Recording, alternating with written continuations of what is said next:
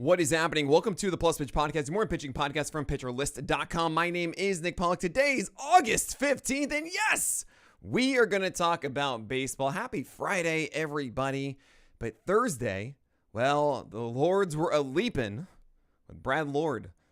He had a phenomenal start against the Phillies, 6 innings of 200 runs. Oh my gosh, Brad Lord doing this? How does he do that? It was 8 base runners, keep in mind. 3 strikeouts. He didn't get a win. Still, the fact that he went 6 innings of 200 runs, interesting. And he can be efficient like this because he's a sinker baller. He kind of reminds me a little bit of how Brady Singer scrunches up before delivery. And yeah, if he can get that sinker inside a ton and induce those outs, fine. He does mix in a 4-seamer at times. It's like 2-to-1 ratio, sinker to 4-seamer against right-handers, and kind of 1-to-1 against lefties with the 4-seamer going upstairs. It is not a high vert 4-seamer. It's really just to give a different look than the sinker, but it also does have more horizontal than you'd expect. So it has about 10 inches of vert with about 16 inches of horizontal, which is actually interesting 2-plane movement you don't normally see. And then you have a gyro slider with it and a changeup that matches the sinker just 8 miles per hour slower. It's about an 18-inch horizontal sinker. It's 94, 95. He has to command it beautifully. And there are times that the sinker at like 4 inches vert, 5 inches vert, can be very good with sink underneath bats to right-handers. He did that with a changeup once or twice too. It was pretty cool. But yeah, this is really a desperate quality start play. You need to have Koufax helping out 3 Ks to get through 6 innings, right? And he had to wriggle through some jams to get 8 base runners for just 2 runs. Brad Lord is not the kind of guy you want to go for. It's also the Nationals, which I wouldn't say have the best defense or the best win chance. It's not a good situation. I would say Eduardo Rodriguez, though, is a much more interesting surprise as he went into Coors and had success. That innately isn't so surprising. 7 innings, 100 runs, 6 hits, 1 walk, and 6 Ks. Got a win. Phenomenal start across the board for your fantasy performance. But it was the fact that he went 91, 92 mile per hour 4-seamers 61% of the time. What? That worked? Really? In Coors where it's like, oh, fastballs, bam, bam, bam. No, it worked. I mean, yes, having the changeup match it down and away when it was there and having this cutter too and different things outside of it. So 40% of his pitches were kind of like the 4-seamer, but not. And it was all right-handers because it's the Rockies, right? But man, oh boy, that's weird, and good job, Eduardo. Also, those who streamed him, man, gosh, PL Bot got that.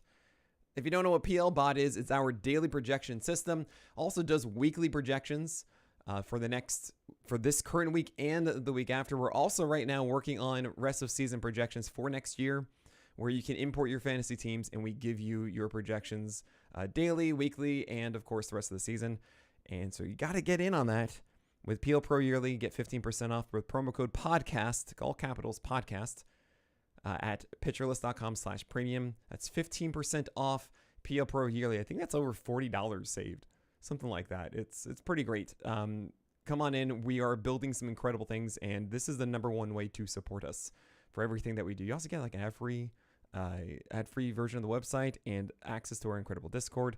And many more apps like my sit and start for 2 weeks. 2 weeks worth of my rankings of probable start and questionable start and auto start, all of that for 2 weeks. You get a grid just showcasing that so you can plan out your weeks really well. There's so many things we do. Process plus rolling charts. I mean, it's just endless. It's like Amazon Prime for fantasy baseball. You should definitely get on board with it. Promo code podcast, 15% off, pitcherlist.com/premium on PL Pro Yearly. All right. So, fine, Peelbot, you got it right with Eduardo Rodriguez. You are beating me by 1 game because I stayed consistent. I got Tomoyuki Sagano against the Mariners. Got the win, 5.1 innings of 100 run, 3 hits, 1 walk, and 2 Ks. And honestly, not the best commanded game. What I do like about Sagano at times is that he has a splitter and a 4-seamer that he commands so well against lefties doing the Blake style blueprint and going up and in with that 4-seamer, down away with the splitter. Didn't really see that with the 4-seamer here. The splitter was good. And the right-handed approach with sweepers was actually better than expected. Much better down and away with that sweeper for a fair number of outs. So thank you, Koufax, for helping. If you don't know Koufax, of course, that is me referring to BABIP. Thank you so much. Only 2 strikeouts and 5.1 innings for Sugano. It was not in Seattle. It was in Baltimore. But now he has to head to Fenway. Don't love that. So no thank you, Sugano. Thank you, Scherzer. 7 innings and a win against the Cubs. 100-run ball, 6 base runners, 3 Ks. Oh, again, Koufax fine. some fly ball outs to the morning trek and all of that, sure. But that's pretty cool. And he has failed to disappoint. That is, Scherzer has just been consistently good for you. And now he gets the Pirates, and now he gets the Twins, and then he gets the Reds in Great American Ballpark. Oh boy, sign me up, Max Scherzer. It's one of those weird things where I don't watch Scherzer and go, oh my gosh, his stuff is so great. His slider is getting a 25% swing strike rate of old, and his four-seamer, my gosh, at this and that. It doesn't feel that way. However, it's Scherzer. He's a veteran who knows how to utilize his pitches better. It's just one of those things that is harder to quantify, and you just got to trust this. He knows how to pitch. It's that I feel so weird because I get so many comments about that, about random pitchers. He knows how to pitch and stuff. Like, well, fine. You got to give some sort of little bonus to a guy like Scherzer who's been in it for so long. Maybe I should be giving it to Kershaw. I just still can't believe that works. Scherzer is a little bit more believable with a wider arsenal and more whiffability, at least I think with it's a better fastball. Kershaw does have better whiffability with his slider. It's like 45% usage. But I think Scherzer's slider, cutter, all this stuff, changeup, curve, it all works really well. Bryce Elder, another surprising one. I mean, a lot of bad matchups bad opportunities for starters and streams went well. Bryce Elder got the win against the Mets, 7 innings of 2 earned runs. My gosh, another 7-inning game. 5 hits, 2 walks, and 6 Ks. He's kind of a werewolf. Not really. I can't say that about Bryce Elder. What I am shocked about, though, is that his four-seamer had a 20% swing strike rate. He threw this against lefties mostly and went 5 for 26 whiffs as he went upstairs with it. And if you think about Elder, you should think of sinkers and sliders, like a straight up sinker slider guy. So why is that happening now? Well, it's because it's different. It's not expected. And he's going upstairs with them, and the guys are like, what? It's not supposed to be like this. So maybe he can pull that again versus the White Sox up next, or maybe even Miami after that. I don't want to do it. We've been burned by Elder in the past. Sure, maybe there's a new look, but the White Sox should know. Maybe not. It's up to you if you want to trust your Elder or not. I don't. Matthew Boyd against the Jays, 7 innings, 2 earned runs, 2 hits, 1 walk, and 5 strikeouts against Toronto in Toronto. Man, they really crush lefties, and they're much better at home. And this is pretty dang cool, I gotta say.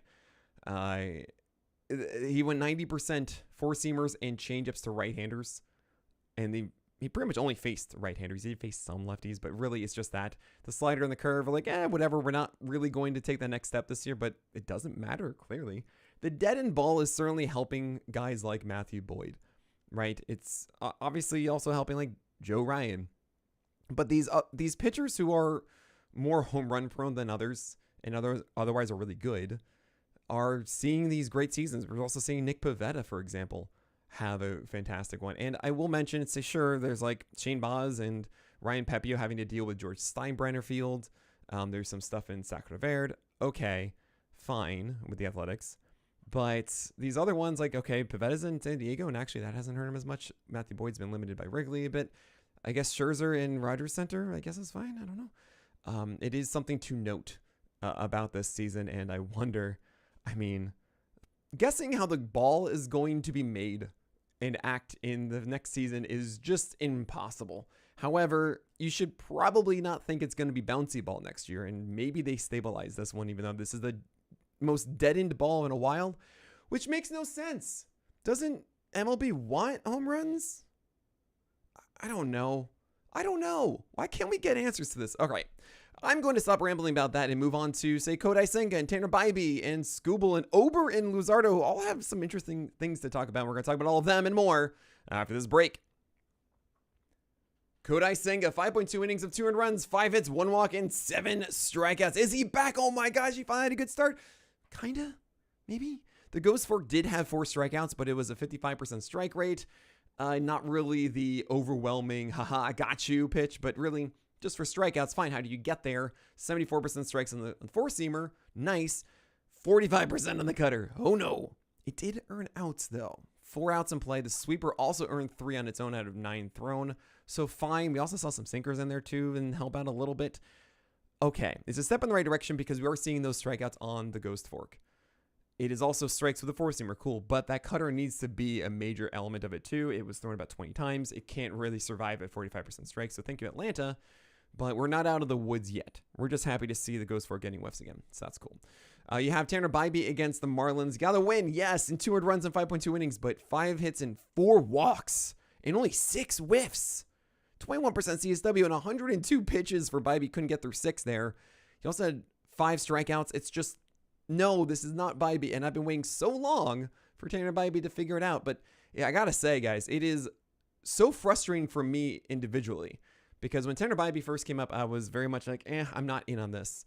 And it was because the slider and the changeup, despite getting a lot of whiffs, were not really commanded well. And then entering the next season, I kind of shrugged my shoulders and said, fine, I guess, I'll put him like a little bit lower than consensus, but I know that you have to roll with him, so fine. And he was a little shaky at first, and then he settled down, moving to a cutter, and that really turned into that slider from before, and he still had those whiffs and everything was good. Then entering this year, I said, finally, you know what? I recognize Bybee now. A year and a half of having whiffs on 2 secondary pitches and being a high volume guy, this seems like a pretty safe SP2, SP3, just because you're going to get strikeouts, you're going to get good ratios and everything like that. It's like, you know what? Fine. And then he does this. He doesn't replicate it whatsoever. I hate that so much when I'm finally just like, all right, I'll accept it. And then, no, I got to stick to my guns. But then again, I shouldn't stick to my guns. I don't know. It's a process. With Tanner Bybee, he still has not found that command. He's not found the same whiffability on his cutter. He has not had the same success with the changeup. It's just all been worse this season. I can't really tell you why. I can also tell you that he's going to be at a discount next year, and I would absolutely take a chance if he's going at the end of your drafts, because he has the volume. He has the past ability to get whiffs. I'm very curious where he lands. I'm not going to be banking on him returning, but it does feel like it's not that different from before. So if it was such an exception for a year and a half, that's kind of weird.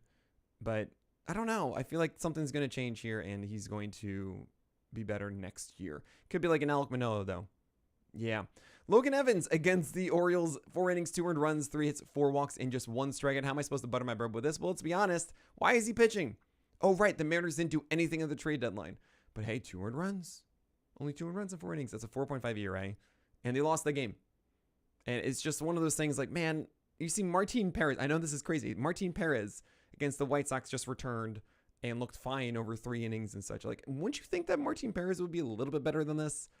Were the White Sox really asking so much for him?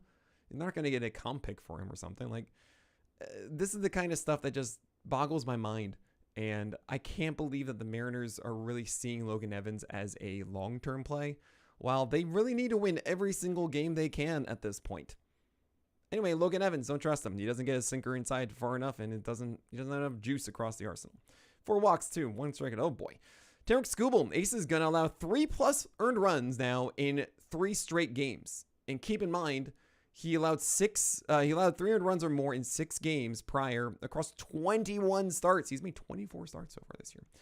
Oh, boy. What's going on? This was the fastball. Both of the 4-seamer and the sinker going under 60% strikes. Can't do that. Now, good news. We have the changeup still being filthy. We have 97-mile-per-hour velocity. And it's Skubal. Like, every single pitcher, every single year, goes through a moment of just, I'm a little bit off right now. Or I'm a little bit more exhausted or something that I used to be. He even did get an extra day's rest for this one. Remember Troy Melton starting? That was because of Skubal. It didn't quite work. But really, it might be just like, okay, he's feeling refreshed now, but just needs to get back into rhythm. I would not worry about this with Skubal. Of course, what are you going to do anyway?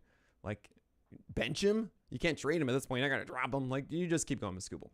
And I wouldn't suggest benching Jesus Luzardo, moving on for him either. He went against the Nationals, 6 innings, 3 earned runs, 4 hits, 3 walks, and 7 strikeouts for 17 whiffs. He's a cherry bomb still. It's also a gallows pole at 17 whiffs. It's not really one of those cheap ones you see on the limited slate of a day. He's only throwing like 10 changeups at most, and I'm a little weirded out by him limiting that changeup so much because I don't think that's been the reason for his failures. I really think that's a critical pitch inside of his arsenal. This was 6 for 10 strikes. He did not allow a hit on it. He didn't allow a walk on it. Keep throwing it. Throw more of those. You have Bailey Ober, Edward Cabrera, and Bradley Blaylock closing this one out. Blaylock, I returned back to the old He's a Colorado starter, and you don't want those on your team. If you remember that, that's for the old school guys. I started doing that thing in 2015 with pitcher list, the first year pitcher list, second year of existence with pitcher gifts in 2014. Maybe I even did that then, where you don't want to start any sort of Rockies pitcher. Bailey Ober, though, against the Tigers, 5.1 innings of 3 runs, 4 hits, 0 walks, and 4 strikeouts. He had 14 whiffs and 89 pitches.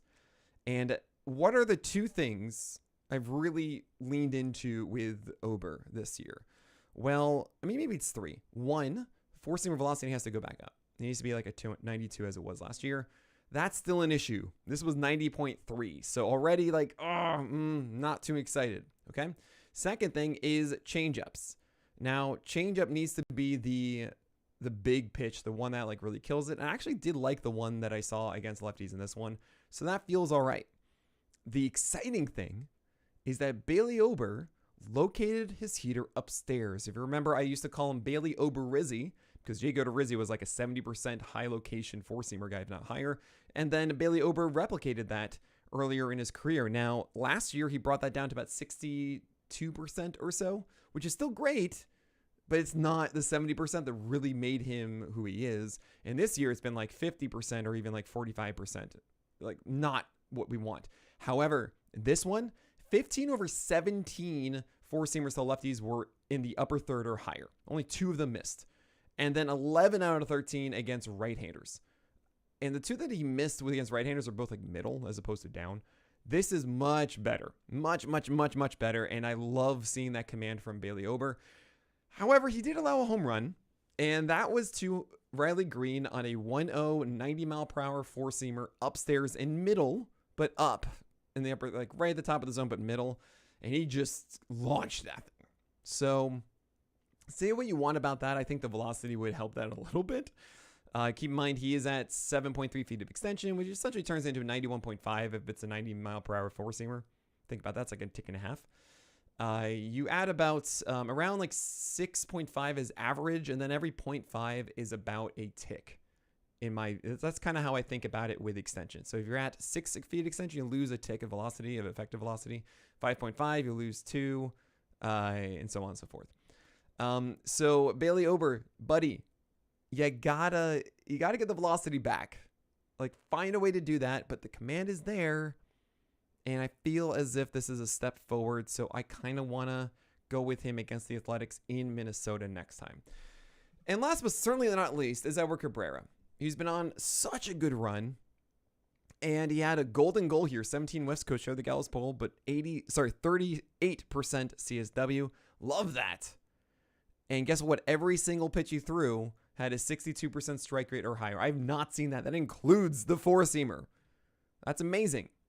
However, his 5.1 innings of 5 earned runs, 7 hits, 3 walks, and 6 Ks. What? Look, this was 2 things. One, he got bamboozled in the first inning, got singled out a bit, and then he had another rough one in the 5th inning for another 2 runs. He also walked some batters that he kind of lost, and he didn't execute in the moment well, but he's still good, guys. I mean, the fact that he's throwing as many strikes as he is, his stuff is still very good. 17 whiffs, 38% CSW. Cleveland just got him at the right times. You should definitely continue starting Edward Cabrera. All right, that is it for today. Thank you all so much for supporting what we do. Don't forget to get PL Pro yearly at 15% off. You'll save like $40. You get like 2 months free with promo code podcast, capital letters. Go to pitcherlist.com/premium today. But that is it. So my name is Nick Pollack, and may your BABIPs be low and your strikeouts high.